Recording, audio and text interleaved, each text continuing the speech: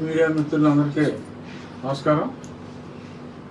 ఇవాళ ఈ press meet main purpose ఏంటంటే జ్ఞాపక శక్తి సడన్గా కోల్పోయిన ఒక వ్యక్తి గురించి మాట్లాడదాం. ఆ వ్యక్తి ఐపీఎస్ సస్పెన్షన్లో ఉన్న IPS officer PV Sunil Kumar గారు. వారిని చాలా రోజుల తర్వాత సుమారు 1 సంవత్సరం 6 మాసాల తర్వాత ఎట్టకేలకు 15 రోజుల క్రితం పిలిచారు. ఆయన సమయం కావాలన్నాడు. మళ్ళీ నిన్న ఎస్పీ దామోదర్ గారు ఆయన టీం విచారణకి హాజరవడం జరిగింది. కాకపోతే గతంలో పవిత్ర బంధం అని నాగేశ్వరరావు సినిమా ఒకటి వచ్చింది. అందులో ఆయన సడన్గా ఫస్ట్ హాఫ్ ఒక హీరోయిన్ లవ్ చేసి మతిమరుపు ఏదో దెబ్బ అవుతుంది, బుర్రంతా పోతుంది, ఇంకో అమ్మాయిని లవ్ చేస్తారు, మళ్ళీ దెబ్బ అవుతుంది, గుర్తు వస్తుంది. అదే టైప్లో కృష్ణ గారు చీకటి వెలుగు, వెంకటేష్ ముద్దులు ప్రియుడు అంటే గతాన్ని మర్చిపోయి సడన్గా మర్చిపోవటం. ఆ గజనీ సినిమాలో అతను కూడా ఒంటి మీద రాసుకుంటాడు కదా, మళ్ళీ మర్చిపోయి గుర్తు రావటం. ఆ టైప్లో ముద్దుల ప్రియుల్లో వెంకటేష్ లాగా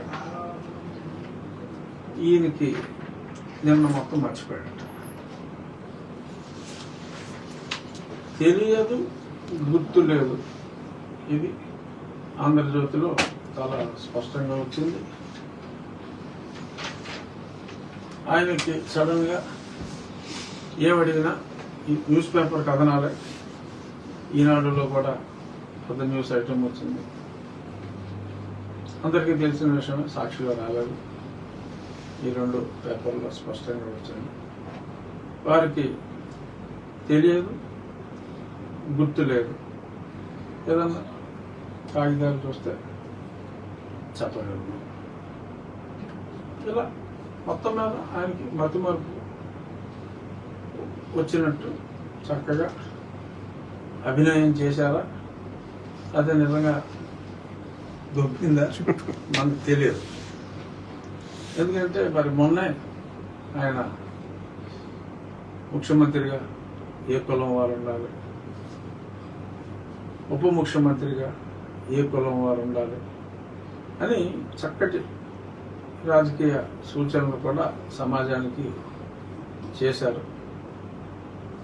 డ్యూటీలో ఉన్న ఆఫీసర్కి రాజకీయాలు మాట్లాడకూడదమ్మా అని చెప్పి నేను చెప్తే ఏదో లిబరేషన్ కాంగ్రెస్ అని ఒకడు, ఇంకెవరెవరు మాట్లాడే హక్కు లేదా, మాట్లాడకూడదా అని రకరకాలుగా వ్యాఖ్యానాలు చేశారు. వాళ్ళకే చెప్తున్నా, రాజ్యాంగం వాక్ స్వాతంత్రం ఇచ్చింది, కానీ అది అందరికీ కాదు. ఆఫీసర్లకి కొన్ని నిబంధనలు ఉన్నాయి. వాళ్ళు రాజకీయాల గురించి మాట్లాడకూడదు. ఆర్గనైజేషన్లు పెట్టుకుని ఉద్రిక్తతలు రెచ్చగొట్టడం ఇటువంటివి చేయకూడదు. ఎందుకు చేయకూడదు? దళితులకు హక్కులు లేవా? ఐపీఎస్ ఎవడ పాస్ అవ్వమన్నాడు? హక్కుల కోసం కావాలంటే హక్కుల కోసం పోరాడితే పోయింది. సరే, ఆయన ఒక ఫేక్ సర్టిఫికేట్తో, ఎస్సీ సర్టిఫికేట్తో క్రిస్టియన్ అయినప్పటికీ చేశాడు, ఫేక్ సర్టిఫికేట్తో వచ్చాడు అన్నది అందరికీ తెలుసు. సరే, మళ్ళీ దానికి ఒక ఆర్గ్యుమెంట్, వేరే ఆర్గ్యుమెంట్, అందులో నేను వెళ్ళదలుచుకోలే ఆ ఆర్గ్యుమెంట్లోకి. బట్ ఇలాగా తప్పు చేసిన వాళ్ళని తప్పు చేసేవు అని అంటాం మానేసి దళితులు మాట్లాడకూడదా అని మాట్లాడటం అనేది అది వారి విచక్షణకే నేను వదిలేస్తున్నాను. బట్ మెయిన్ సబ్జెక్ట్ ఏంటంటే సడన్గా మరి సునీల్ కుమార్ గారికి ఇప్పుడు జ్ఞాపక శక్తి నశించింది. మామూలుగా ఏం చేస్తారు? చెప్పు దొబ్బితే అంటే బుర్ర పాడైపోతాయి. మెంటల్ హాస్పిటల్ మెంటల్ హాస్పిటల్ కావచ్చు, లేదంటే మామూలు హాస్పిటల్ అంటే పిచ్చెక్కితే మెంటల్ హాస్పిటల్. ఇది మెంటల్ కేసు అని నేను అనుకోవట్లేదు, మతిమరుపు కేసు మాత్రం. సో మతిమరుపు అయితే ఏంటి, ట్రీట్మెంట్ ఇవ్వాలి. సో ఇక్కడ షార్ట్ ట్రీట్మెంట్, ఏదో సమ్ ట్రీట్మెంట్ దానికి ఉండాలి. రావాలి అంటే సినిమాల్లో అయితే ఏమన్నా మళ్ళీ ఏదో దెబ్బతో ఉంటుంది, తలకు దెబ్బ తగిలిన ఇలా రీల్ తిరిగి గుర్తుకొచ్చేస్తుంది. మళ్ళీ కాంచన బదులు వానేసిన పిక్చర్లో చేస్తుంది పవిత్రంగా. అలాగా నన్ను కొట్టిన సీన్లు అన్నీ మరి అతనికి గుర్తు రావచ్చు. మరి నాకు తెలిసి ఆయన అన్నీ మర్చిపోయినట్టుగానే పేపర్ కథనాల ప్రకారం తెలిసింది. మరి 5 గంటలు విచారించినట్టు రాశారు అందులో. మరి మర్చిపోతే గుర్తు వచ్చినప్పుడు రామ్మ అని అనుంటారని నేను అనుకోను. బట్ మర్చిపోయినప్పుడు జనరల్గా కస్టడీలో తీసుకుని ట్రీట్మెంట్ చేసి గుర్తుకొచ్చేలా చేసి మరి ఇన్ఫర్మేషన్ తీసుకోవాలి. అలా చూడకపోతే మరి ఏం జరిగిందో నాకు తెలియదు. ఎవరో కొంతమంది అంటూ కృష్ణార్జున యుద్ధం సినిమాలో 1000 శుభములు కలుగు నీకు పోయి రావే మద్దలాన్ని సాగనంపున్నట్టు నీట్గా సాగనంపేశారా, మళ్ళీ పిలుస్తారా? ఎందుకంటే ట్రీట్మెంట్ ఇవ్వాలంటే మరి వీళ్ళు కూడా కొన్ని కన్సల్టేషన్స్, కొన్ని ఫెసిలిటీస్ కావాలి కాబట్టి అలా ఫెసిలిటీస్ రెడీ చేసుకుని మళ్ళీ పిలుస్తారా చూడాలి. ఎందుకంటే చాలామంది ప్రజలు కూడా చాలా ఆసక్తిగా, ఎందుకంటే నిన్న ఈ న్యూస్ ఐటమ్ చాలా ఛానల్స్ ఇతను విచారణకు పిలిచారు అన్నప్పుడు కూడా వ్యూవర్షిప్ కూడా చాలా ఎక్కువగా ఉంది. చాలా ఆసక్తిగా చాలామంది ప్రజలు ఎదురు చూశారు. నేనైతే ఇదే ఎక్స్పెక్ట్ చేశాను. ముందే నేను సోషల్ మీడియాలో పోస్ట్ కూడా పెట్టాను, అలవాటైన అబద్ధాలే చెప్తారా, పొరపాటున నిజాలు చెప్తారా అని.